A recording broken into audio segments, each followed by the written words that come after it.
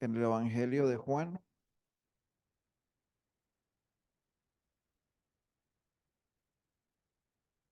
simplemente para pensar en algunas cositas allí, en algunos pasajes en Juan y en Marcos, pero Evangelio de Juan capítulo 6 y vamos a leer desde el versículo 4. Juan 6 versículo 4 dice la escritura: estaba cerca la Pascua, la fiesta de los judíos. Cuando alzó Jesús los ojos y vio que había venido a él gran multitud, dijo a Felipe: ¿de dónde compraremos pan para que coman estos? Pero esto decía para probarle, porque él sabía lo que había de hacer. Felipe le respondió: 200 denarios de pan no bastarían para que cada uno de nosotros tomase, perdón, para que cada uno de ellos tomase un poco. Uno de sus discípulos, Andrés, hermano de Simón Pedro, le dijo: aquí está un muchacho que tiene 5 panes de cebada y 2 pececillos. Mas, ¿qué es esto para tantos? Entonces Jesús dijo: haced recostar la gente, y había mucha hierba en aquel lugar, y se recostaron como en número de 5,000 varones. Tenemos unos cortos minutos por delante, entonces quiero invitarlos a pensar en la expresión del versículo 6 del capítulo 6, donde dice que el Señor Jesucristo decía esto para probar a Felipe, porque él sabía lo que había de hacer. Mientras leía la palabra de Dios en todos estos días, estaba pensando en el Señor Jesucristo, que aunque era hombre como nosotros, era totalmente diferente a nosotros en absolutamente toda su forma de hablar y de actuar. Y nada podía tomar al Señor Jesucristo por sorpresa, porque él sabía lo que había de hacer en cada situación, en cada momento. Y ahora quiero que vamos a leer algunos pasajes, por ejemplo, en el Evangelio de Marcos y en el Evangelio de Juan, pero quiero que quede en su mente y en su corazón estas palabras. Él sabía lo que había de hacer en cada momento y en cada situación. Nosotros o quien les habla a veces se desespera con facilidad, y la verdad es que hay momentos en la vida en que yo no sé qué es lo que debo hacer. No sé si les pasa lo mismo a ustedes. A mí me pasa con frecuencia que a veces yo no sé lo que voy a hacer, pero el Señor Jesucristo en cada situación, Él sí sabía lo que había de hacer. Y en esta situación hay una gran multitud.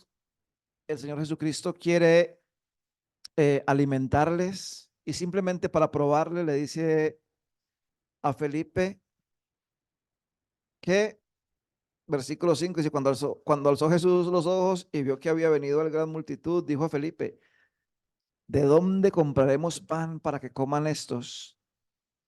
Tal vez 10,000 o 15,000 personas que estaban en ese lugar escuchando al Señor Jesucristo. Y le dice a Felipe simplemente para probarle: ¿de dónde compraremos pan para que coman todos estos? Y Felipe dice: pues ni siquiera más del salario de medio año, es decir, 200 denarios, bastaría para que cada uno de ellos comiese un poco. Al final vamos a ver que ellos comieron en abundancia y se saciaron. Pero Felipe debía entender que él estaba delante del creador del universo, del que hizo todo de la nada. Y es algo que nosotros muchas veces perdemos de vista, delante de quien estamos, y nos parecen situaciones muy grandes o muy increíbles en ciertos aspectos de la vida, pero el Señor Jesucristo sabía lo que había de hacer y así lo hizo. ¿No podía el Señor Jesucristo acaso alimentar esta multitud sin necesidad de tener estos panes y esos pececillos allí? Claro que él podía, pero él quería saber lo que había en el corazón de Felipe y le hace una pregunta: ¿de dónde compraremos pan para que coman todos estos? Si a mí me hacen la pregunta, yo digo, no tengo ni idea, pero si Felipe sabía delante de quién se encontraba, él sabía que Dios era suficiente para proveer para las necesidades de esa gente en ese momento, simplemente para probarle, porque él sabía lo que había de hacer. Ahora, en cada situación, y me está llamando mucho la atención leyendo los evangelios, ahora voy por el evangelio de Juan en el capítulo 10, y me llama la atención la paciencia del Señor Jesucristo en cada situación que se presenta en la vida. Simplemente vamos ahí también al evangelio de Juan tal vez, y vamos a leer el capítulo 8. Capítulo 8 de Juan dice: y Jesús se fue al monte de los olivos y por la mañana volvió al templo. Y todo el pueblo vino a él y sentado él les enseñaba. Entonces los escribas y los fariseos le trajeron una mujer sorprendida en adulterio y poniéndola en medio le dijeron: Maestro, esta mujer ha sido sorprendida en el acto mismo del adulterio. Y en la ley nos mandó Moisés apedrear a tales mujeres. Tú pues, ¿qué dices? Mas esto decían tentándole para poder acusarle. Pero Jesús, inclinado hacia el suelo, escribía en tierra con el dedo. Y como insistieran en preguntarle, se enderezó y les dijo: el que de vosotros esté sin pecado, sea el primero en arrojar la piedra contra ella. E inclinándose de nuevo hacia el suelo, siguió escribiendo en tierra. Pero ellos, al oír esto, acusados por su conciencia, salían uno a uno, comenzando desde los más viejos hasta los postreros, y quedó solo Jesús y la mujer que estaba en medio. Y enderezándose Jesús y no viendo a nadie, sino a la mujer, le dijo: mujer, ¿dónde están los que te acusaban? ¿Ninguno te condenó? Ella dijo: ninguno, Señor. Entonces Jesús le dijo: ni yo te condeno, vete y no peques más. ¿Por qué me llamaba la atención? Y yo siempre quiero compartir con ustedes pensamientos, tal vez para algunos muy sencillos, para otros les resultará interesante, pero estoy pensando en la paciencia del Señor Jesucristo y su calma al responderle a estos hombres que venían a acusar a esta mujer. ¿Quién de ellos realmente podía levantar un dedo contra esta mujer aunque hubiese sido sorprendida en el acto mismo del adulterio? A la verdad, ninguno. Pero ellos están tratando de que el Señor Jesucristo hable apresuradamente. Están tratando de tentarle y viendo a ver si él se equivoca en alguna palabra para después ellos tener con qué acusar al Señor Jesucristo. Sabemos por la palabra de Dios que el Señor Jesucristo es el Cordero de Dios que quita el pecado del mundo. Y cuando uno lee en Éxodo capítulo 12, se da cuenta que ese cordero para la Pascua tenía que ser tomado el día 10 del mes primero y ser revisado entre las dos tardes tal vez del día 13 y 14, buscando en él, en ese cordero, si realmente era perfecto para ser ofrecido en sacrificio. Ahora, esto es lo que hacían los hombres fariseos, escribas, saduceos, herodianos con respecto a la persona del Señor Jesucristo. Estuvieron buscándole y esculcándole por todo lado, y entre más buscaban defectos en la persona del Señor Jesucristo, más sorprendidos quedaban y más asombrados quedaban de la perfección tan asombrosa que el Señor Jesucristo podía manifestar. Entre más acusaciones hacían contra él, más la gloria del Señor Jesucristo brillaba. Y uno se da cuenta en cosas sencillas como estas. El donde está sentado en tierra, está escribiendo, según entiendo acá, ni siquiera los mira a los que le están acusando a esta mujer, ni siquiera mira la mujer, y él está ahí escribiendo en tierra. ¿Qué escribía? No sabemos. Algunos dicen que eran los nombres de los que estaban ahí acusando a esta mujer. Otros dicen que eran los pecados de cada uno de los que estaban ahí acusando a esta mujer. A la verdad no sabemos qué escribía el Señor Jesucristo en tierra, pero él no se apresura a responderles a ellos para satisfacer eh, sus cuestionamientos o o la forma como estaban increpando a esta mujer. Y aparte de eso, ellos usan mal la palabra de Dios, porque Moisés, bueno, la ley de Moisés sí mandaba apedrear, pero no solo a la mujer. Es que la mujer no estaba en el acto mismo del adulterio sola, ¿o sí? ¿No? ¿Dónde estaba entonces el hombre con el que ella estaba pecando? ¿Cierto? Entonces, simplemente es eso, pero no hay afán en la persona del Señor Jesucristo para responderles a ellos. Y aunque Él es sabio,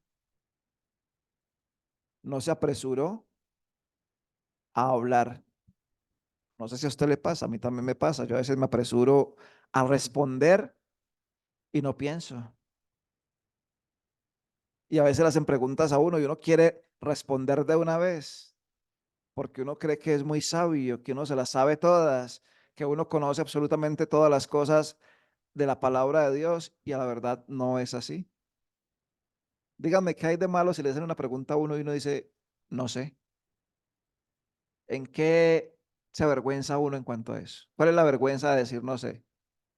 Pues, a la verdad, ninguna. Pero hay gente que usted le pregunta y no saben la respuesta y lo enredan.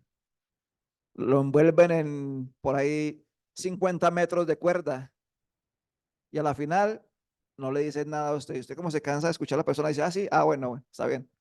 Pero usted dice, quedé en las mismas, no entendí absolutamente nada de la respuesta a la pregunta que hice. No sé si les ha pasado, a también me ha pasado eso con frecuencia. Entonces no tiene prisa en responder. En cierta ocasión llegan también estos judíos al Señor Jesucristo a hablarle acerca de el impuesto. Señor, ¿pagamos o no pagamos impuestos? Y él les dice, tráiganme una moneda y miramos. Entonces le traen esta moneda. Él dice, ¿de quién es la imagen y la inscripción? Y ellos le dicen, de César. Y le dice, pues bueno, denle a César lo que es de César y a Dios lo que es de Dios. Y así en repetidas ocasiones, en cierta ocasión, para ir terminando, le dicen al Señor Jesucristo acerca de con qué autoridad Él hace lo que hace. Y Él les dice, bueno, yo les voy a responder, pero respóndanme ustedes también algo. ¿El bautismo de Juan era de los hombres o de Dios? Y los pone contra las cuerdas porque si ellos dicen de los hombres, pues el pueblo tenía a Juan el Bautista como un gran profeta. Y si decían de Dios, pues básicamente le estaban dando la razón al Señor Jesucristo. Finalmente los hombres respondieron, no sabemos. Y él les dijo, bueno, tampoco les digo con qué autoridad hago estas cosas. Yo personalmente, aunque para muchos son cosas sencillas, yo me quedo asombrado con ese tipo de respuestas del Señor Jesucristo a la gente. Y yo sé que el tiempo, yo siempre les quedo debiendo, pero el tiempo no alcanza, pero simplemente en cuanto a responder, pero estaba pensando también cuando el Señor Jesucristo va camino a la casa de la hija de Jairo que está gravemente enferma, ¿recuerdan? Y hablamos de esto tal vez un poquito en la cena del Señor hace algunos días, sí. Él va, Jairo le ruega mucho que vaya y él se dirige a la casa donde está la niña gravemente enferma y una mujer viene por detrás y le toca el borde de su manto y esta mujer con flujo de sangre, ¿cierto? Y ella al instante siente que es sanada y el Señor Jesucristo dice, bueno, ¿quién me tocó? Aparentemente él se detiene, se toma su tiempo, viendo a ver quién de la multitud le ha tocado. Los discípulos dicen, pues tanta gente que le está apretando, pues yo estoy parafraseando todo, ¿no? Que tanta gente que le está apretando y usted dice quién le tocó, pero hay una mujer que sí, al verse descubierta, ya dice, yo fui y le cuenta la situación a él, pero mientras esa mujer le cuenta, vienen de casa de Jairo y le dicen, no moleste más al maestro porque la niña ha muerto. Y el Señor Jesucristo le dice a este hombre, tranquilo, no tema, crea solamente. Y va rumbo a la casa de la niña. Había muerto, pero el Señor Jesucristo la levanta de entre los muertos. Am, es que bueno, el tiempo se fue y queremos también aprovechar para orar estos minuticos. Pero piensen en Jairo. Si yo fuera Jairo, me pongo como ejemplo porque no puedo colocar a nadie acá de ejemplo. Pero si yo fuera Jairo, la piedra que yo tendría con esta mujer que tenía flujo de sangre sería mucha. Porque es que ella hubiera podido ser sana en cualquier momento, pero la hija de Jairo estaba a punto de morir. Pero ¿saben qué? No se lee nada de este hombre ahí. Yo me pregunto cómo hubiéramos actuado usted y yo en una situación como esa. El Señor Jesucristo vuelve y se toma su tiempo, con tranquilidad, sin carreras, sin prisas, porque Él siempre sabe lo que ha de hacer. Siempre.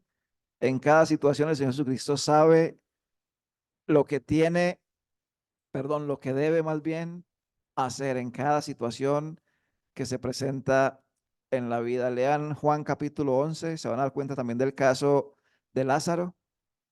Mandan a llamar al Señor Jesucristo porque Lázaro está enfermo de muerte y el Señor Jesucristo se queda 2 días más donde está, sin prisas, sin carreras. ¿Por qué? Porque Él sabe lo que va a hacer en ese momento al levantar a Lázaro de entre los muertos.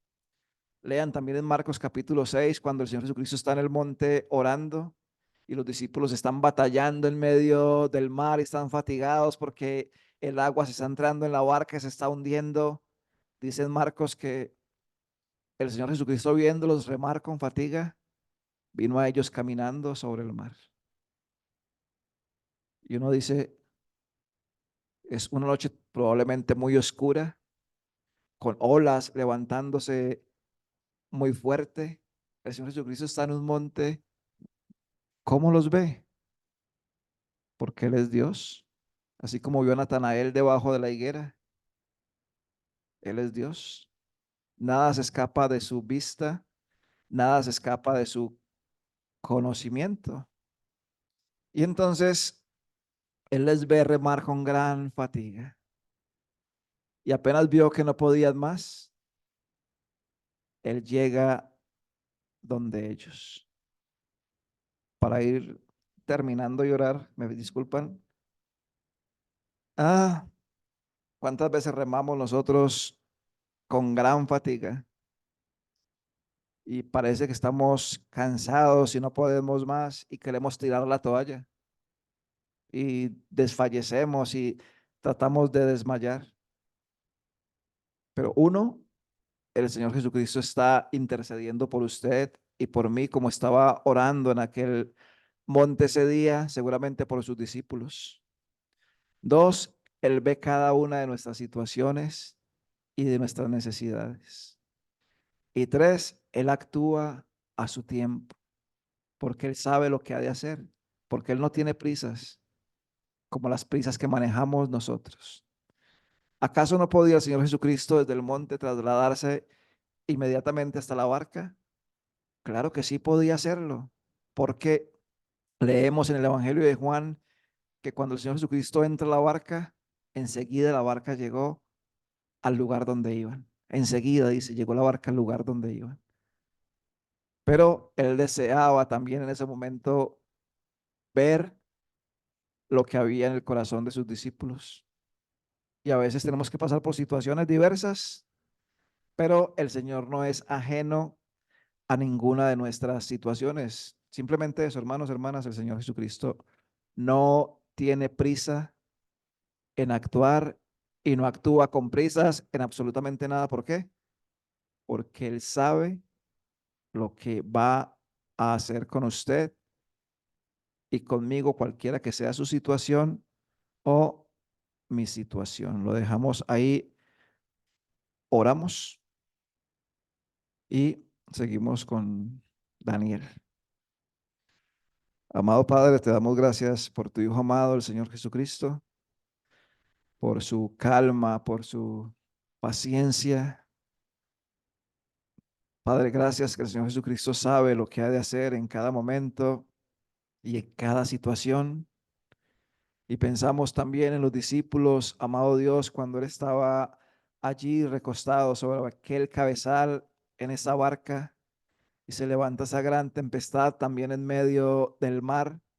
Y esos hombres pescadores experimentados, sin duda han pasado por muchas de estas tormentas en medio del mar y en esta ocasión están totalmente asustados, están totalmente amedrentados y van al Señor Jesucristo con reproches a decirle que si no tiene cuidado, que ellos van a perecer. Pero Él duerme y aunque duerme, tiene el control absoluto de todas las cosas. Y Él actúa a su tiempo, se levanta, reprende el mar, las olas y se hace una inmensa calma. Padre, gracias que el Señor Jesucristo no obró en esta tierra con los afanes característicos de nosotros los hombres, sino que Él podía obrar sabiendo lo que iba a hacer en cada situación y en cada momento de su vida sobre esta tierra y sin duda sabe ahora qué ha de hacer con cada uno de nosotros en su tiempo y en su momento. Padre, queremos darte las gracias por los hermanos, hermanas acá congregados en esta asamblea.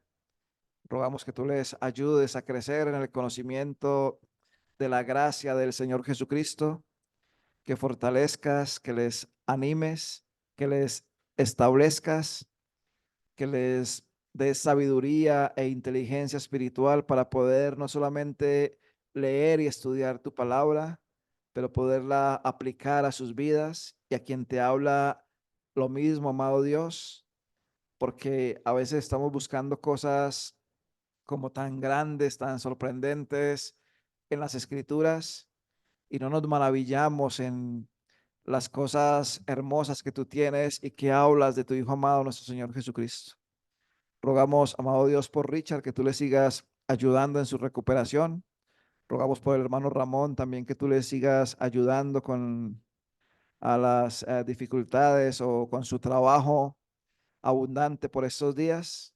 Rogamos por su familia, que les guardes, que les fortalezcas y que les ayudes en todas sus necesidades, sean materiales, sean espirituales o sean de otro tipo.